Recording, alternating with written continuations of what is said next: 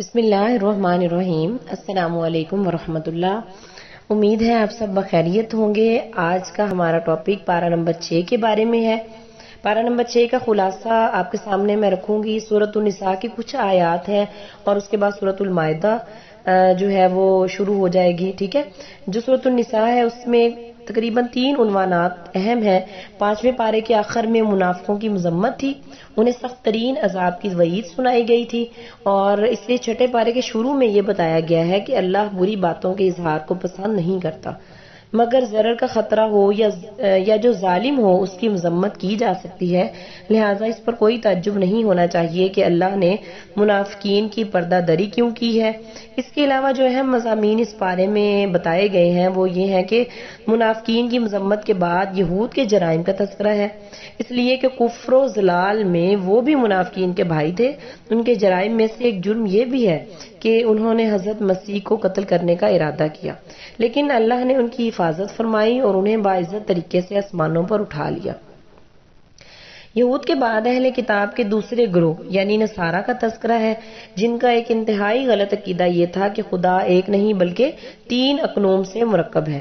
باپ، بیٹا اور روح القدس۔ نصارہ کو سمجھایا گیا کہ تم اپنے دل میں غلو نہ کرو اور حضرت عیسیٰ کو ان کے اصل مقام سے نہ بڑھاؤ اور یہ مت کہو کہ خدا 3 ہے، پھر جبکہ خود حضرت عیسیٰ علیہ السلام اللہ تعالیٰ کے سامنے عاجزی اور عبودیت میں اپنی کوئی حد تک محسوس نہیں کرتے بلکہ عزت محسوس کرتے ہیں، تو تم کون ہو حضرت عیسیٰ علیہ السلام کو خدا ٹھہرانے والے؟ سورۃ النساء آیت نمبر 176 میں ہے۔ سورۃ النساء کے اختتام پر دوبارہ اس مضمون کا اعادہ ہے کہ جو اس سورت کے شروع میں بیان ہوا تھا، یعنی عورتوں کے معاملے کی رعایت اور قریبی ورثاء کے حقوق کا خیال۔ سورۃ النساء کے بعد سورۃ المائدہ ہے۔ سورۃ المائدہ مدنی سورت ہے، اس میں 120 آیات ہے۔ چونکہ اس میں مائدہ دسترخوان کا قصہ مذکور ہے اس لیے اس کا نام مائدہ رکھ دیا گیا ہے۔ یہ سورت ہجرت مدینہ کے بعد نازل ہوئی۔ بعض روایات سے ثابت ہوتا ہے جیسا کہ حضرت عائشہ نے فرمایا کہ نزول کے اعتبار سے سورت مائدہ آخری سورت ہے۔ اس سورت میں حلال و حرام کے متعدد احکام اور 3 قصے بیان کیے گئے ہیں، اور اس سورت کی ایک خاص بات یہ ہے کہ اس میں وہ آیت کریمہ بھی ہے جو حجۃ الوداع کے موقع پر آپ صلی اللہ علیہ وسلم پر نازل ہوئی، اور اس آیت میں تکمیل دین کا اعلان کیا گیا ہے۔ وہ آیت یہ ہے جس کے بارے میں ایک یہودی نے حضرت عمر سے کہا تھا کہ اے امیر المومنین، اگر یہ آیت ہمارے اوپر نازل ہوتی تو ہم اس دن کو یوم عید قرار دے دیتے۔ آپ نے جواب میں فرمایا کہ اس دن کو بھی جانتا ہوں اور اس گھڑی کو بھی جانتا ہوں جب نبی کریم صلی اللہ علیہ وسلم پر یہ آیت نازل ہوئی، وہ عرفہ کی شام اور جمعے کا دن تھا۔ گویا ہماری اس دن 2 عیدیں تھیں۔ اس سورت کا جو حصہ 6 پارے میں آیا ہے اس میں جو اہم مضامین ہیں ان میں سے میں آپ کو تقریباً میں نے ان کو 14 حصوں میں تقسیم کیا ہے۔ سب سے پہلا جو ہے وہ یہ ہے کہ سورت کی ابتدا میں اہل ایمان کو ہر جائز عہد اور عقد کے پورا کرنے کا حکم دیا گیا ہے، خواہ وہ عہد و عقد انسان اور رب کے درمیان ہو یا انسان اور دوسرے انسان کے درمیان ہو۔ گویا یہ آیت ان احکام کو بھی شامل ہے جو اللہ نے بندوں پر فرض کیے ہیں، اور ربی، شرع، شرکت، اجارہ، نکاح اور قسم جیسے تمام عقود کو بھی شامل ہے۔ اس سے یہ بھی ظاہر ہوتا ہے کہ اسلام نے عقود اور عہود کو کتنی اہمیت دی ہے۔ اس کے بعد دوسرے عنوان میں یعنی آیت نمبر 3-4 کے اندر کھانے پینے کی بہت ساری ایسی چیزوں کی حرمت کا اعلان کیا گیا ہے جنہیں زمانہ جاہلیت میں حلال سمجھا جاتا تھا، کیونکہ ان چیزوں کے کھانے میں صحت اور جسم کا بھی نقصان ہے، فکر و نظر، دین اور اخلاق کا بھی نقصان ہے، مثلا مردار، بہنے والا خون، خنزیر کا گوشت اور وہ جانور جسے غیر اللہ کے نام پر ذبح کیا جائے، البتہ اضطرار کی صورت میں جبکہ جان کو خطرہ لاحق ہو ان کا کھانا جائز ہے۔ ان نجیس چیزوں کے علاوہ باقی طیبات اور پاکیزہ چیزوں کو حلال قرار دیا گیا ہے۔ تیسرا عنوان جو ہے اس میں آیت نمبر 6 ہے۔ حلال اور حرام کے بیان کے بعد اللہ تعالیٰ نے مسلمانوں پر اپنے اس فضل و انعام کا ذکر کیا ہے۔ اللہ نے انہیں وضو اور غسل کے ذریعے ظاہر اور باطن کے اعتبار سے پاک کیا ہے تاکہ وہ روحانی طور پر اللہ کے ساتھ مناجات کے لیے تیار ہو سکیں۔ بندوں پر اللہ کے فضل و احسان میں سے ایک یہ بھی ہے کہ پانی کے استعمال کی قدرت نہ ہونے کی صورت میں تیمم کی اجازت دی گئی ہے، کیونکہ اسلامی شریعت آسان شریعت ہے۔ اس میں قدم قدم پر بندوں کی مجبوریوں کا لحاظ رکھا گیا ہے۔ چنانچہ اس پارے کے 6 رکوع میں فرمایا گیا ہے کہ اللہ تم پر تنگی نہیں کرنا چاہتا، بلکہ وہ چاہتا ہے کہ تمہیں پاک کر دے اور تمہارے اوپر اپنا احسان پورا کر دے تاکہ تم شکر کرنے والے بن جاؤ۔ آیت نمبر 18 ہے اور چوتھا عنوان جو ہے اس پارے کے 7ویں رکوع میں یہود کی بزدلی، ان کے فتنہ فساد، سرکشی اور تکبر کا بیان ہے۔ ان اوصاف کے بیان کرنے کا مقصد یہ ہے کہ مسلمان اپنے آپ کو ان خرابیوں میں مبتلا ہونے سے بچا کر رکھیں۔ یہود کے ساتھ ساتھ نصارہ کے حوال بھی بتلائے گئے ہیں۔ ان سے بھی اللہ کے حکموں پر قائم رہنے کا وعدہ لیا گیا تھا، لیکن انہوں نے اللہ کے عہد کو توڑ دیا، جس کی وجہ سے اللہ نے ان کے دلوں میں بغض اور عداوت ڈال دی۔ باوجود یہ کہ یہ دونوں گروہ بہت ساری اعتقادی، عملی، اخلاقی خرابیوں میں مبتلا تھے، پھر بھی یہ دعویٰ کرتے تھے کہ ہم اللہ کے بیٹے اور اس کے محبوب ہیں۔ اس دعوے کی تردید کرتے ہوئے فرمایا گیا کہ اگر واقعی تم اللہ کے محبوب ہو تو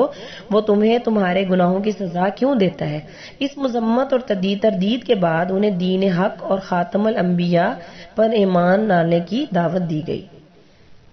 5واں جو عنوان ہے ہمارا وہ 24 آیت ہے۔ 8ویں رکوع میں یہ بتایا گیا ہے کہ حضرت موسیٰ علیہ السلام نے پہلے یہود کو اللہ کے احسانات یاد کرنے کا حکم دیا،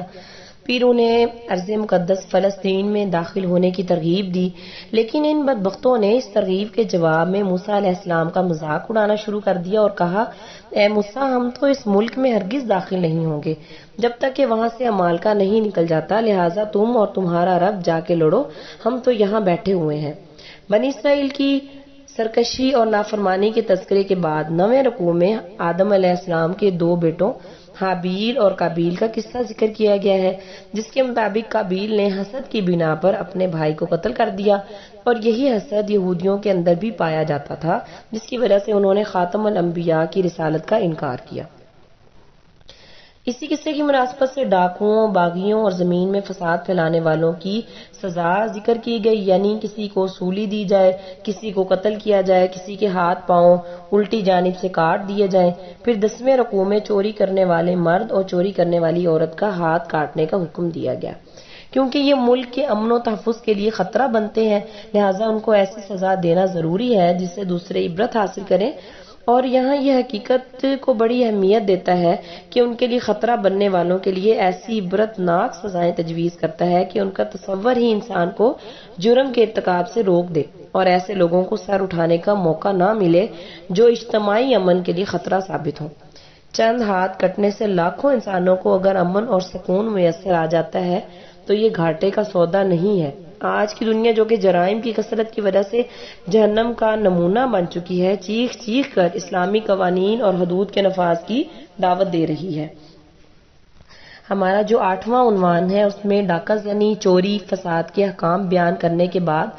فسادیوں کے 2 بڑے گروہ کا تذکرہ ہے، یعنی منافقین اور یہود۔ پہلے گروہ کا ذکر اختصار کے ساتھ ہے اور دوسرے گروہ کا تفصیلی تذکرہ ہے۔ فرمایا گیا ہے کہ اے رسول، آپ کو وہ لوگ غم میں نہ ڈالیں جو کفر میں جلدی کرتے ہیں،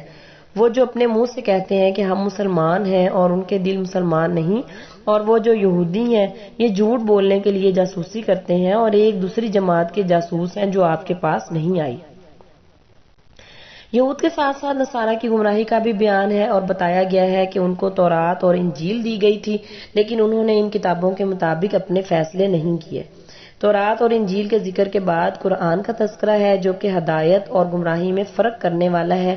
اور یہی کتابوں کا محافظ ہے۔ عقائد، عبادات، معاملات اور اخلاق سے تعلق رکھنے والی کوئی ایسی نصیحت اور کوئی ایسا کام نہیں جو انسانیت کی فلاح کے لیے ضروری ہو اور جو سابقہ کتب ہیں ان میں سے ہو مگر قرآن میں نہ ہو، تو یہ ایسا نہیں ہو سکتا۔ اس کے بعد مسلمانوں کو یہود و نصارہ کے ساتھ قلبی دوستی لگانے سے منع کیا گیا ہے کیونکہ وہ امت اسلامیہ کے سخت ترین دشمن ہے۔ فرمایا گیا ہے کہ اے ایمان والو، تم یہود و نصارہ کو دوست نہ بناؤ، وہ آپس میں ایک دوسرے کے دوست ہیں اور تم میں سے جو ان سے دوستی رکھے گا وہ انہی میں سے ہوگا، بے شک اللہ تعالیٰ ظالم قوم کو ہدایت نہیں دیتا۔ قرآن کریم کی صداقت کا زندہ معجزہ ہم اپنی آنکھوں سے دیکھ رہے ہیں کہ آپس کے شدید مذہبی اور سیاسی اختلافات کے باوجود یہود و نصارہ مسلمانوں کے مقابلے میں متحد ہیں۔ اب تعجب تو اس بات پر ہے کہ عالم اسلام کے حکمران قرآن حکیم کی واضح ہدایت کے باوجود یہود و نصارہ سے پینگے بڑھاتے ہیں اور ان کے اشاروں پر بنیاد پرست مسلمانوں پر ظلم و ستم کے پہاڑ ڈھاتے ہیں۔ ہمارا جو 11واں عنوان ہے اس میں بتایا گیا ہے کہ کفار کے ساتھ جب قلبی دوستی لگائی جائے گی تو